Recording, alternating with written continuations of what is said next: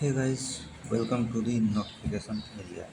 जैसा कि आपको पता है कि सब inspector in Delhi police and CAPF notification आ चुका है और इसकी एग्ज़ाम की डेट भी मतलब वो लोग आ चुकी हैं और एप्लीकेशन की डेट भी आ चुकी है। तो आइए जानते हैं इसके बारे में डिटेल में। ठीक है, तो देखिए दिया गया है कि एप्लीकेशन का जो डेट है 26/9/2025 से स्टार्ट होगा, 16/10/2025 तक चलेगा। मतलब कि 26 सितंबर 2025 से लेकर 16 अक्टूबर 2025 तक इसका मतलब डेट रहने वाला है। इसमें दिया गया है कि लास्ट डेट है फी जमा करने की 16/10/2025, 16 अक्टूबर 2025। ठीक है, और क्या कहते हैं, नहीं, एप्लीकेशन जमा करने की लास्ट डेट है 16 तारीख और 17 तारीख है फीस जमा करने की लास्ट डेट। और फिर इसमें करेक्शन विंडो खुलेगी 24 अक्टूबर से लेकर 26 अक्टूबर तक। ठीक है, एग्ज़ाम डेट भी इन लोगों ने इसमें मेंशन कर रखा है नवंबर-दिसंबर 2025 में। अगर आपको कोई समस्या होती है तो आप फ़ोन करके इस नंबर पर फ़ोन करके टोल फ्री वाले पे पता कर सकते हैं। फिर देखिए क्या दिया है, government strict to have a work force which reflects gender balance and woman candidates are encourage to apply. मतलब लड़कियों को मतलब इन्फोर्समेंट मतलब क्या कहते हैं, फोर्स में लाने के लिए कि मतलब एम्पावर करने के लिए उनको भी इसमें इंक्लूड किया गया है कि गर्ल्स भी अब फॉर्म भर सकते हैं CAPF के लिए।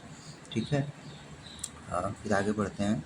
तो ये इसमें सब दिया गया है, एज क्राइटेरिया है और ये इधर उधर सब।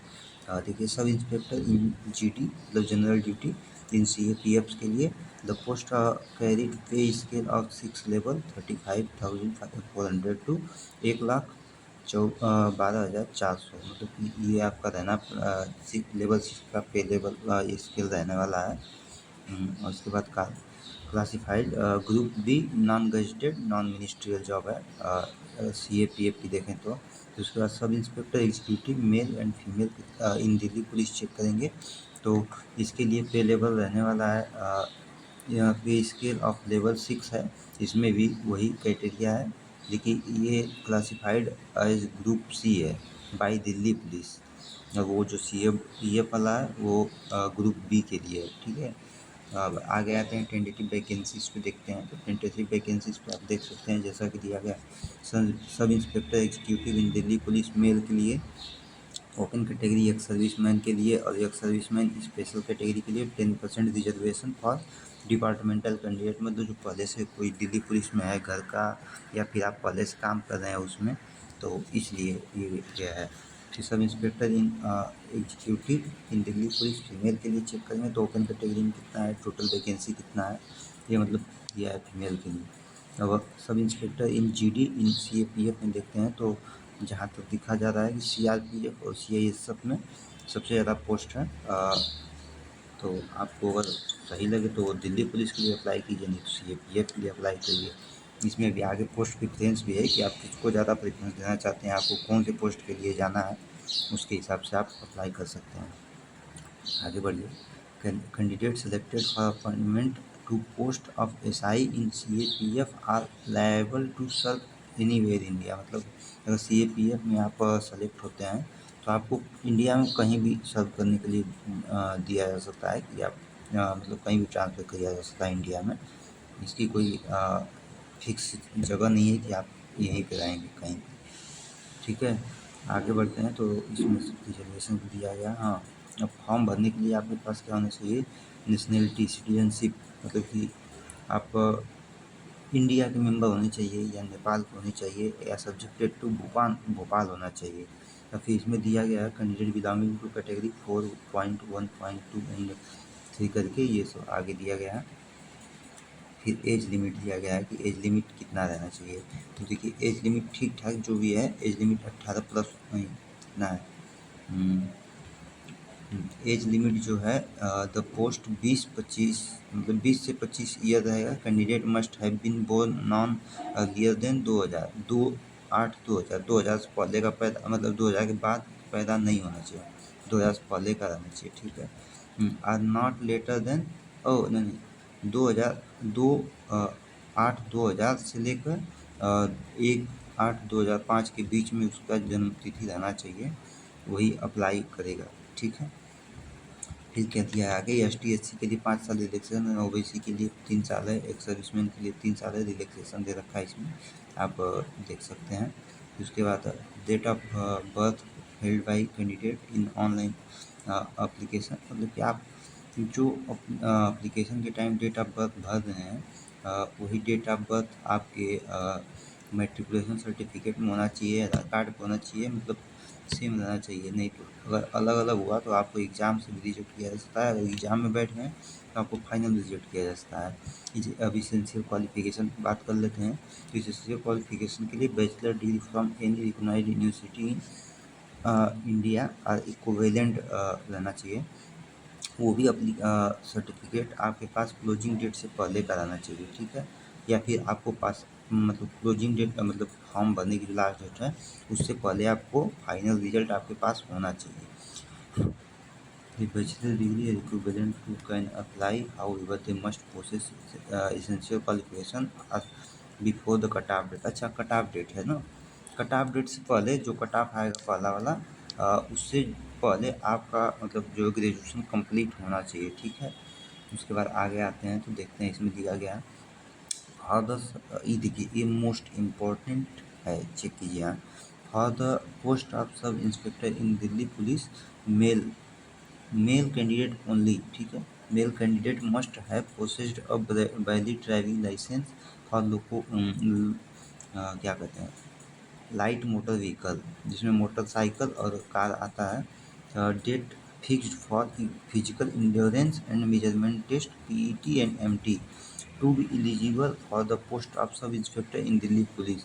The male candidate must do have not valid driving license for LMV, motorcycle and car are eligible for the sub-inspector in CAPF only।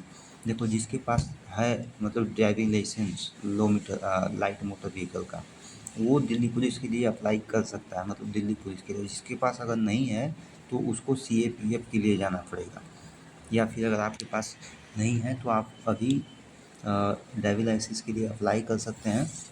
जब तक रिजल्ट आएगा, जब तक आपका फिजिकल इंड्योरेंस टेस्ट होगा तब तक आपका मतलब बन जाएगा ड्राइविंग लाइसेंस। तो आप दिल्ली पुलिस के लिए भी जा सकते हैं, ऐसी कोई बात नहीं है, ठीक है। अब आगे बढ़ते हैं तो आगे देखते हैं हाउ टू अप्लाई है। तो हाउ टू अप्लाई के लिए वही है कि आप OTR कीजिए और आगे बढ़िए धीरे धीरे ऐसे करके जोड़िए। Before submission of online application candidate must check the preview, मतलब ऑनलाइन सबमिट करने से पहले फाइनल फॉर्म भर के सबमिट करने से पहले आप एक बार पूरा चेक कर लेंगे, प्रीव्यू कर लेंगे और कोई गलती ना हो। अगर ऐसी कोई गलती पाई जाती है, कुछ गलत कर देते हैं उसमें तो आपको फिर उसके लिए एक्स्ट्रा चार्ज करने करेक्शन डेट आने पर आपको एक्स्ट्रा चार्ज किया जाएगा। तो ये फिर गलत है ना यार, ठीक है। देखिए आप एप्लीकेशन फ़ीस 100 रुपया है, उसको आप ऑनलाइन मेथड से भर सकते हैं जैसे Bhim UPI, net banking using Visa, master card, maestro card, RuPay debit card. अगर देखिए fee can paid by the candidate up to 17/10/2025, मतलब 17 अक्टूबर से को 23 मतलब 11 बजे रात तक आप पेमेंट कर सकते हैं। अगर किसी कारण से पेमेंट इनकम्प्लीट रह जाती है आपकी तो आपको फॉर्म रिजेक्ट कर दिया जाएगा, ठीक है। तो आगे देखते हैं विंडो एप्लीकेशन खुलेगा 24/10/2025 से 26/10/2025, मतलब 2 दिन के लिए विंडो एप्लीकेशन करेक्शन डेट के लिए विंडो खुला रहेगा, ठीक है। और देखिए इसमें जो हाईलाइट किया गया है candidate will allow to correct and resubmit his modify correction application 2 time during the window of application form correction, ठीक है। इफ ही सब has made a mistake in his update application also he will allow to resubmit। समझ रहे हैं कि कोई mistake हो जाता है तो आपको फिर से रीसबमिट करना है, लेकिन इसके लिए देखिए आपको क्या करना है। पहली बार आप अगर करेक्शन करेंगे 200 रुपये चार्ज लगेगा और दूसरी बार करेक्शन करेंगे तो आपको 500 रुपये चार्ज लगेगा, ठीक है। वीडियो पॉज करके आप देख सकते हैं ये सब सिटीज़ हैं कहाँ कहाँ आपका एग्ज़ाम हुआ, ठीक है। उसके आगे आते हैं अब सिलेबस एग्ज़ाम को देखिए इस बार बहुत भारी चेंज किया गया है, एकदम पैटर्न ही लगभग बदल दिया गया है, बच्चों के जज्बा के साथ खेल दिया गया है। तो इसमें देखिए दिया गया है कि पहले आपका एग्जामिनेशन पेपर 1 होगा, फिजिकल इंडेक्स, फिर PST होगा, फिर फिजिकल इंडोरेंस टेस्ट होगा, फिर पेपर 2 होगा, फिर डिटेल मेडिकल एग्जामिनेशन होगा। All these stage examination are mandatory, मतलब सभी कुछ मतलब कि मैंडेटरी है। Detail of this paper test are follow, मतलब नीचे सब दिया गया। पेपर 1 के बारे में दिया गया है, intelligence, general intelligence and reasoning दिया गया, 50 मार्क रहेगा, 50 क्वेश्चन 50 मार्क।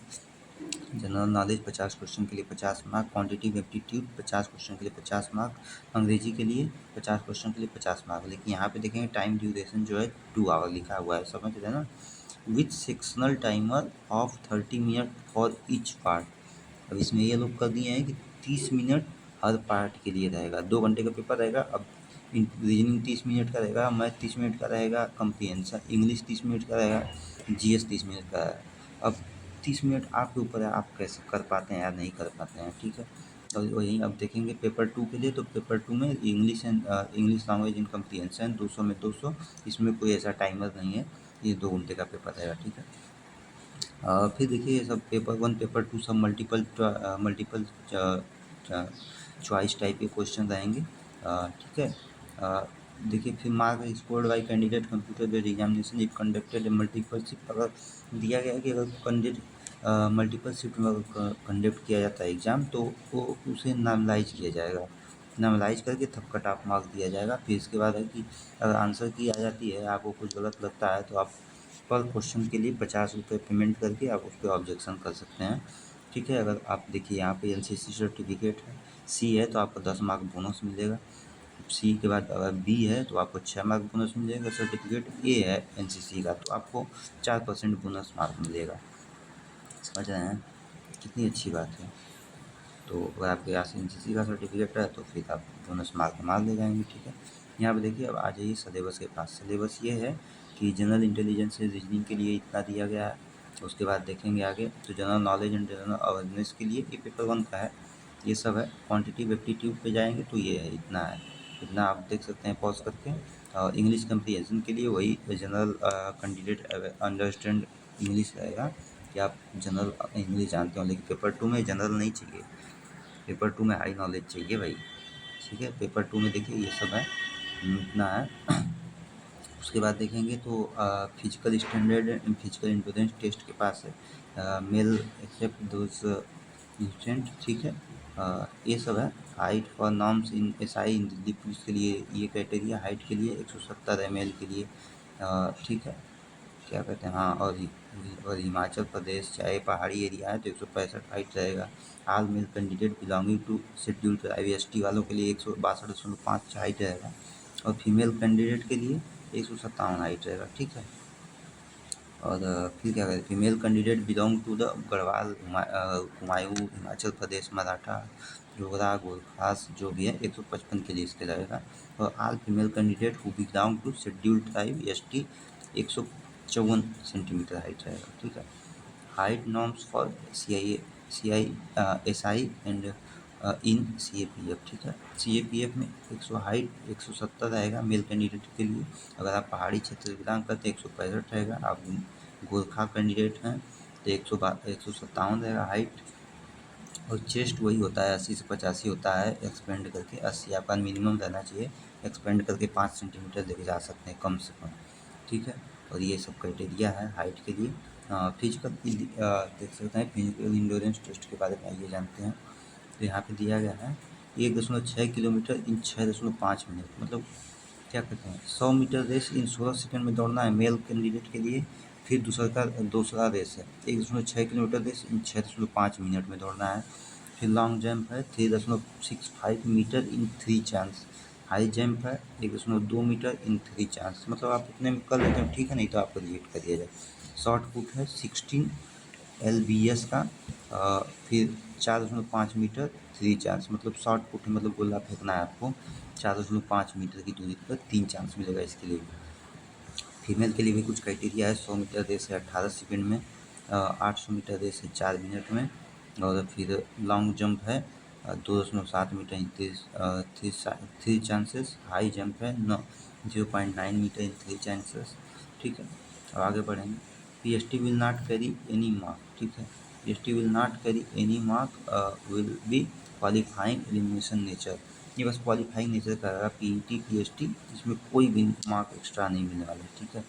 मेडिकल स्टैंडर्ड में जाएंगे तो आई साइट आपकी 6/6 है, 6/9 रहनी चाहिए, ये सब मतलब नियर विजन है, डिस्टेंस विजन है।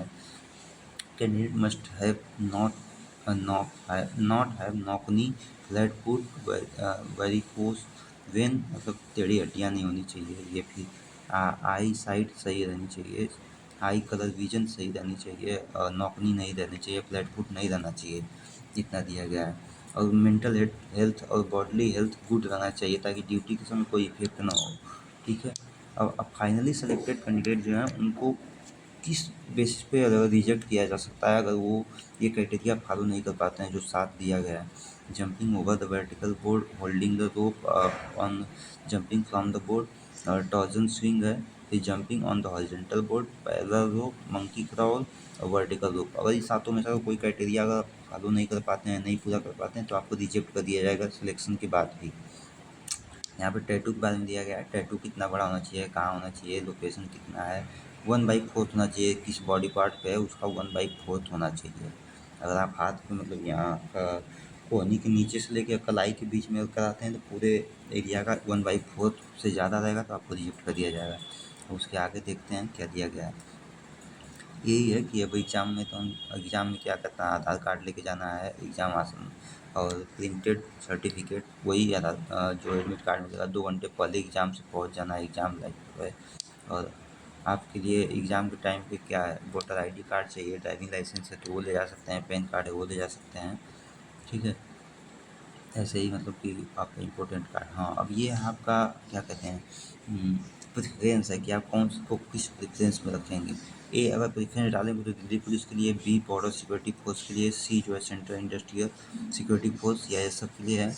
और डी पे जाएंगे तो सीआरपीएफ के लिए है, ई पे जाएंगे तो इंडो तिब्बतन के लिए है और एफ पे जाएंगे तो सशस्त्र सीमा बल के लिए। तो आप प्रेफ़रेंस जिसको आप मतलब जो चाहिए वो आप चूज़ करके डाल सकते हैं। और आगे देखें डॉक्यूमेंट वेरिफिकेशन में वही जो डॉक्यूमेंट आप अप्लाई करेंगे या नहीं रहेगा आपके पास वो डॉक्यूमेंट आपको चाहिए। मतलब अब कास्ट सर्टिफिकेट चाहिए आपको, अगर रिजर्वेशन चाहिए तो उसके लिए हाई स्कूल मैट्रिकुलेशन सर्टिफिकेट चाहिए, ग्रेजुएशन सर्टिफिकेट चाहिए, जो क्वालिफिकेशन मांगा गया है उस टाइम के लिए आपको वो क्वालिफिकेशंस लगेगी। ठीक है। एज रिलैक्सेशन चाहिए तो उसके लिए एक उसके अकॉर्डिंग सर्टिफिकेट चाहिए कि आप किस बेसिस पे एज रिलैक्सेशन चाहिए भाई। अगर Delhi police constable Delhi police की किसी भी पोस्ट पे आप हैं तो उसके लिए भी सर्टिफिकेट चाहिए। अगर आप किसी जगह जॉब कर रहे हैं तो उसके लिए भी आपको सर्टिफिकेट चाहिए। ठीक है। अब आगे जाते हैं। तो ऐसा कुछ है नहीं। अब बस अगर आपको वीडियो अच्छा लगे ठीक है। ये देखिए कमीशन डिक्लेरेशन भी दिया गया है कि एसएससी का डिक्लेरेशन लास्ट डिक्लेरेशन होगा। ठीक है। धन्यवाद। अगर पोस्ट आपको वीडियो अच्छी लगे तो लाइक कीजिए, शेयर कीजिए, सब्सक्राइब कीजिए और इसी तरह जुड़े रहिए मेरे साथ। धन्यवाद।